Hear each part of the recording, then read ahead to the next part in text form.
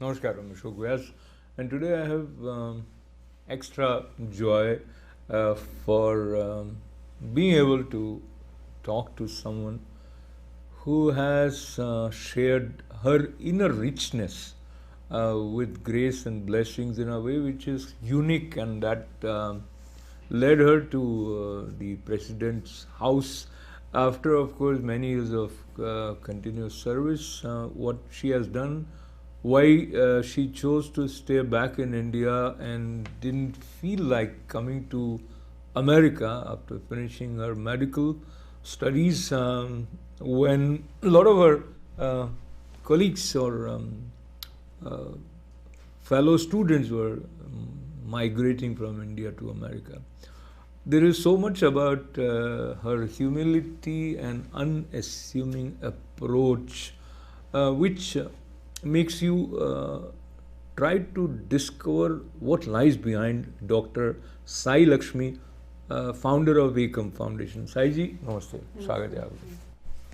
So we don't talk about what you have done, what you have not done. Let's talk about your smile and laughter, which is your constant companion. Where it comes from? It comes out of the joy and happiness which been given to me by the grace of my Guru, I would say. And as you rightly said, all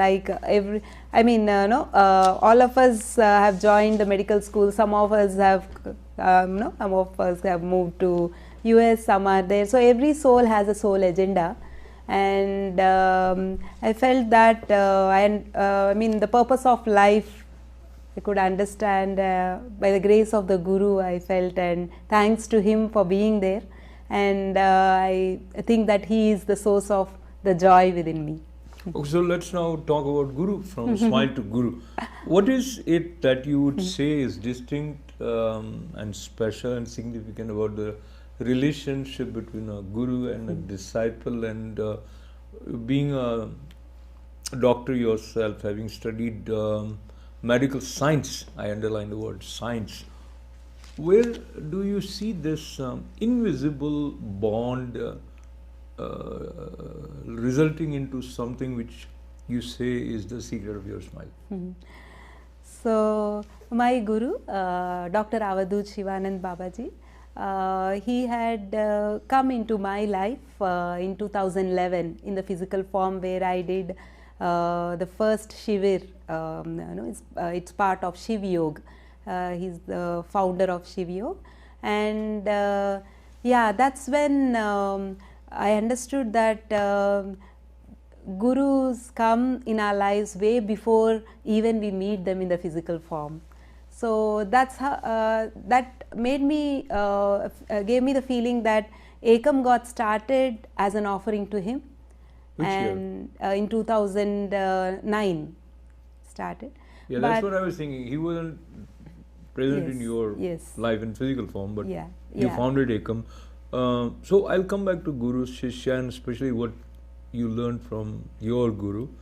Let's go to the root of your name. So Sai Shirdi Baba or Puttupatti Satya Sai Baba, is your name somewhere coming from that, with some family members' deep devotion? Yes, my father and mother, they are strong devotees of Satya Sai Baba, and so that's how the name came.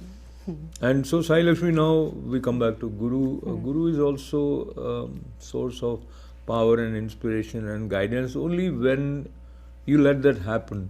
So how this played out in your life? Yeah, it's I think it's a beautiful journey. The moment that connection happens, it's like, there's somebody to take care of. So it becomes a joyride. The moment you feel that, it's like we are like a child in the hands of a parent. So Babaji means he's like a father to us. And anytime, any difficulty you just ask, he's there to sort out. That's the beauty of a Guru. And for me, he is like the godly presence, like the omnipresent phenomena, what we call, I call Babaji as a phenomena. He is an omnipresent phenomena for me. So that's how the moment you give in and you feel that there's somebody to take care of, so and you are totally secure, and whatever happens, whether at that moment it could be something very bad, but when we believe that it is for a higher purpose and it gets taken care of, then you don't sort of have any feeling. That's the thing which Babaji has given to me, like he's there to take care of, so don't worry. So don't worry, but you were worrying while you were finding a frustrating feeling because you couldn't treat your patients, especially being a pediatrician. Yes. You were finding you have certain limitations in terms of the way you can offer them the cure, either because of lack of proper resources, monetary resources, or proper equipments, or you needed them to go through certain tests which they couldn't afford. So how was that phase for you? Yeah, so nice that you have asked this, because in 2009 when Ekam got started, because of this frustration and anger that the children were actually sort of dying because of there is a huge discrepancy in the supply and demand in the public healthcare system in India. At that time I didn't realize that there was so much of anger going within me and the frustration going, and then Ekam got started to do something, and then in 2011 I sort of got diagnosed to have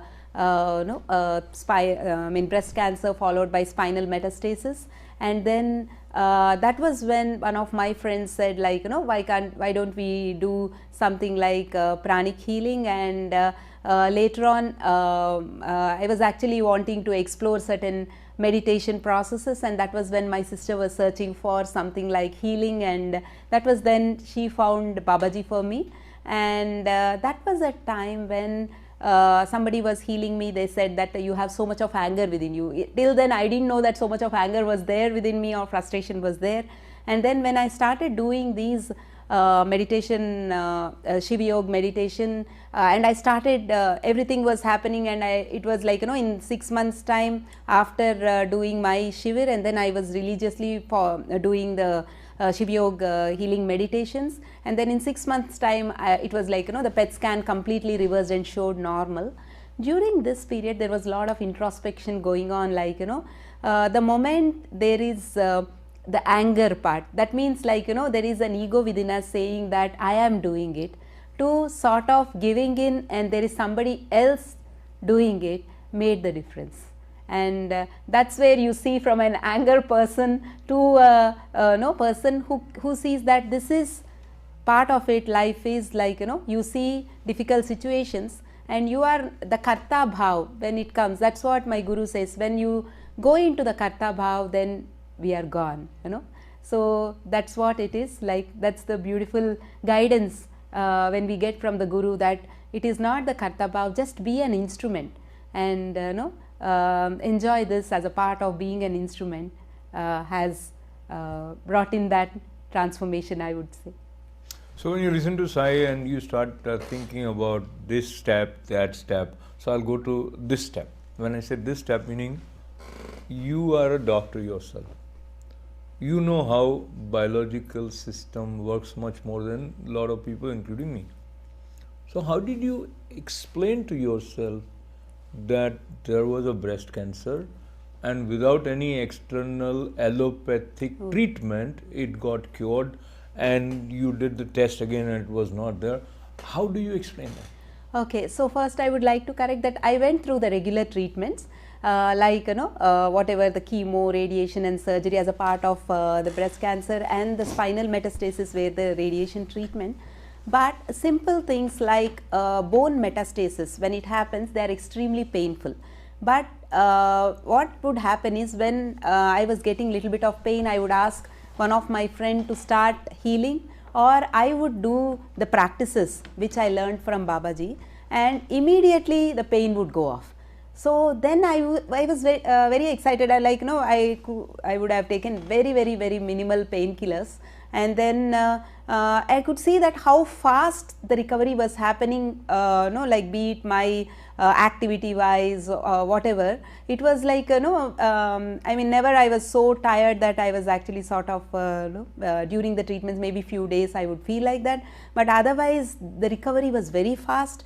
And many a times when I was with my patients going to the radiotherapy, I would listen like they would have got so many side effects because of those medicines which they had taken. So then I would think, okay, this would have been the side effect, or this is the side effect. I would have actually sort of understood from them. So it went off like a joyride, though I was going through the treatment, never would I feel that pain, and the recovery was very fast and it reversed. And now I am not on any other further medication past 5 years, and continuing my sadhana. And my guru says like cure is possible, and it has to be integrative to start with, in the sense like we need to integrate it with allopathy, but cure is possible. So okay, so now let me ask you, of course you must have learned from your guru as well as there's something in you. Many times when things are not favorable, and what you have been through physically challenging, experiencing that which is not pleasing, many times puts people in that mental state where they start questioning, they have a lot of anger within, as you were earlier mentioning, and whatever it is, they find certain equilibrium, yet they don't have enthusiasm of the kind that you have demonstrated through Ekam Foundation in treating or extending helping hand to so many people. So where is the secret for this joyful enthusiasm to reach out and help? okay, so I always felt it was a blessing in disguise, and never I felt that I was going to die, but I had got lot of time to work for the cause.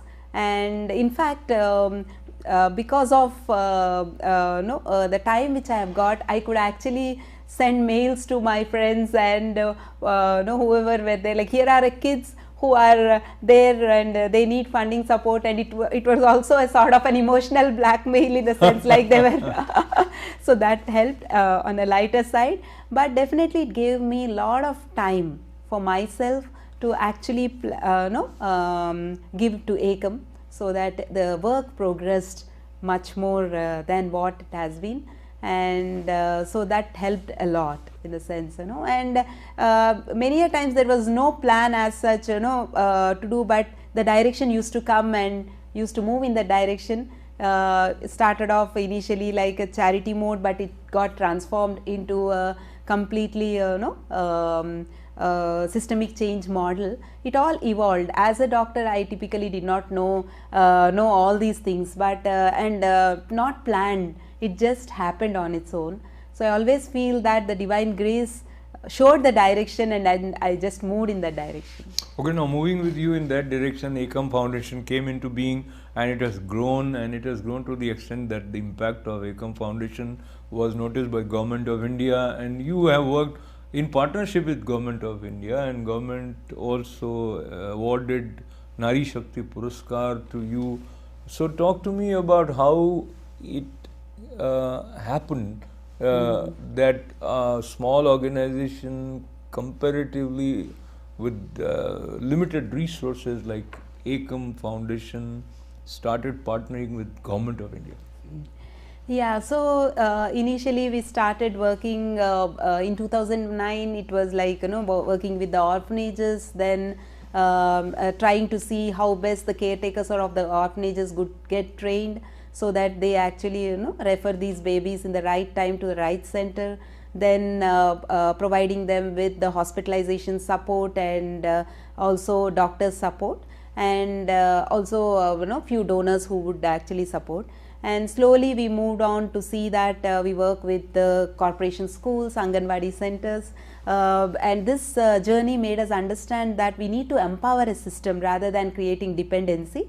And then we started working with the government hospitals, and obviously, there is so much of a supply and demand discrepancy, and like children needing medicine support, and sometimes if they are not available, or sometimes they would need small equipments which could cost $5 which are not available, and we would sort of lose these kids. And that was when we started approaching various donors, and who would actually if they could come and support. And that was the time we would be asked, like, why government hospitals, like what's happening to the funding which the government has. And as we all know, the GDP allocated to the health sector is very less, like it is 4 right now, as compared to the GDP in US it is 14. So the budget allocated is less, very much compared. So then like sort of when we started working with the government system, we realized that if we can complement a system which is already existing, and not like having a parallel system, constructing hospitals, and so much of resources are needed for that, there would be like the resources would be used in a very judicious way compared to what if we do as a parallel system. Let me understand. One, you are functioning mainly in Hyderabad? In Chennai, Tamil Nadu to start with, but we are working in 5 states currently.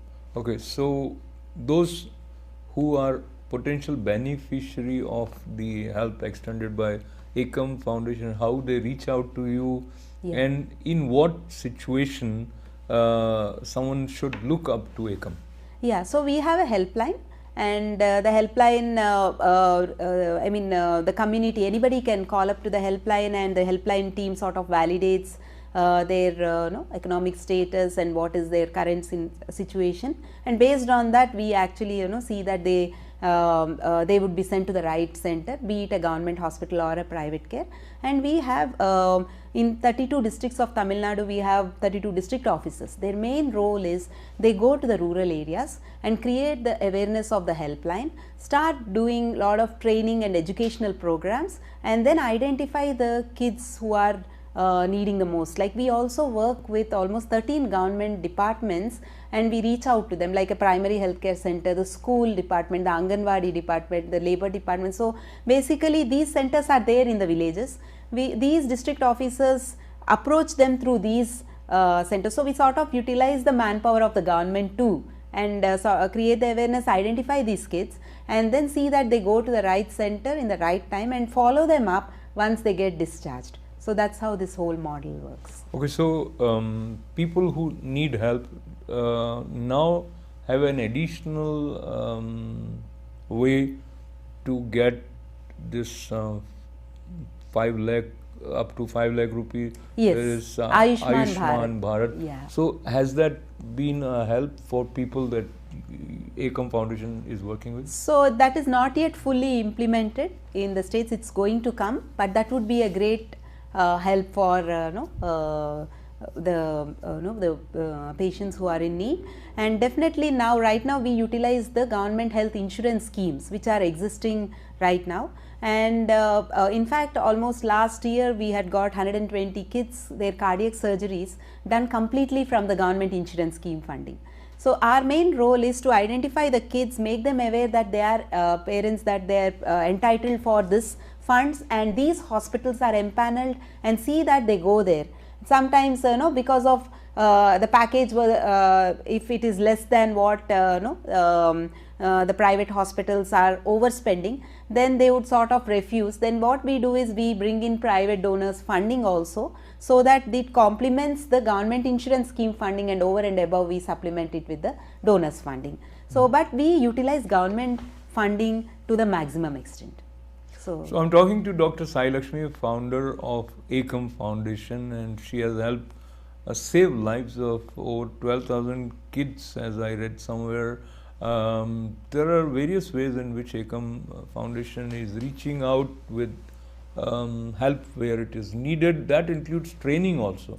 Yes. training the hospital staff? Yes, we have recruited almost 3,000 nurses. It has been outsourced to us and completely funded by the government, but we recruited and we sort of facilitated the training for the government, so that no, they sort of give quality care. And we have also come up with something called mentor nurses training program, where we sort of build the mentor nurses and who in turn do the training to the nurses who are hands on. And we also do the community training programs, where we build community health volunteers who have the knowledge on maternal and child health care, and they are sort of like barefoot doctors in the community. They are there all the time in the village, and they would be the first responders, so that any mother who is in need, like a 10th or 12th standard passed women would be trained on, like if you have a baby with jaundice, you just refer the child, or if you have a baby whose breathing rate is fast, more than 60 in a minute, you refer. So there is a training protocol which is there for the community based volunteers, and they would learn that, and based on that they would actually guide the mothers to refer the babies early, and in that way they sort of refer them early and they get the treatment early. So as you listen to Dr. Sai, it becomes clear that in addition to being a physician with that knowledge, the work that you are doing involves a lot of managerial ability. Yes. And probably it is a different kind of a skill set that is needed in order to be able to manage operations of this kind at this level, where you are dealing with, of course, a lot of doctors, other volunteers, and you need to have good people who are ultimately reaching out in the name of AICUM in the villages, etc. So, how do you overview your operations so that it doesn't go haywire? Yeah. So, we have come up with something called a group governance model, where it's like a circular non-hierarchical model at the senior level, and the team actually sort of governs, and we have a proper systems and processes in place, and then that monitors, like these all 33 district officers have a zonal managers, then there's a state program manager, then we have the rest of the team, the group governance team, who actually sort of manage, and there is a board of trustees who oversee. And then at the grassroots level, we are trying to build the same model. There is something called village health water sanitation committees, which all over India they have been established, but they are not functional. So none of them know that they are the members of these committees. It's a beautiful model, in fact. So we are trying to augment that model by bringing in this group governance. So we felt that we first need to experience that before bringing it at the community level, and we are sort of taken up one block per district in 32 districts of Tamil Nadu, and we are sort of implementing it. And to oversee this, there would be a block team and a district level team, then a state team. So that's what we are trying to build, but we realize that bringing volunteers is the biggest challenge, and initially we started that, but it used to fizzle out. So what we are now come up with a model called Sustainable Wellbeing Initiative, where this governance at the local level would be incentivized through various ways. One would be like a livelihood, where they would be getting more opportunities of livelihood if they take care of healthcare activities. So their performance indicator would be more on the healthcare side, so that they would get incentivized on the livelihood, or there could be some material benefits that they could have got, or appreciating them. In fact, appreciating them in front of a collector or a panchayat president or somebody higher, they feel so proud for taking care of the health of the community. So these are the ways we are trying to bring in, to empower them to feel that this is my village or my district, and I will take care of the health of my area, and to feel proud of it. So Dr. Sai, listening to you tells me that somewhere there has to be a leader in someone who wants to reach out and serve, and leadership is of different kind. Corporate leaders are different, spiritual leaders are different, as your Guruji, and political leaders are different. So, but what you are doing, it can easily move towards becoming a political leader. Have you ever thought, because if you are doing so much good work, and if you contest election, then AICUM for me is a completely spiritual journey, and I am experiencing the oneness. So that's what is giving me the absolute happiness, and no, that's really beautiful.